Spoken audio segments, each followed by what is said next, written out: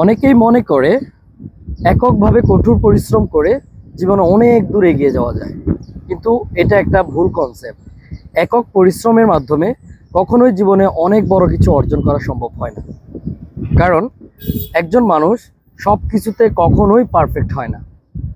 So এই জন্যই আমি একটা কথা প্রায় সময়ই বলি, গ্রিউ আপ টুগেদার, একসাথে বড় হও। এই ব্যাপারটা নিয়ে নেলসন ম্যান্ডেলার একটা বিশ্বস্ত একটা কথা আছেন, একটা প্রভাবশালী একটা কথা আছেন। তিনি বলেন, সাফল্য শুধুমাত্র একজনের উপহার নয়, এটি সবাইকে একসাথে কাজ করে, একে অপরকে সহায়তা করে এবং পরিশ্রমী মনোভাবের ফলস্বরূপ। প্রথমত হচ্ছে যে প্রচুর পরিশ্রমী মনোভাব হতে হবে।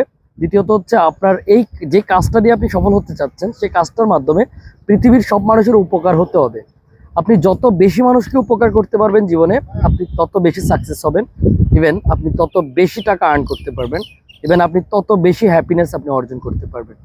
সো যদি হচ্ছে আপনি আপনার কাঙ্ক্ষিত সেই লক্ষ্যে পৌঁছতে চান, শুধুমাত্র মানুষকে সহযোগিতা করার চেষ্টা করেন, এটার মাধ্যমেই একসময় আপনি আপনার সেই সাফল্যের চূড়ায় পৌঁছতে পারবেন।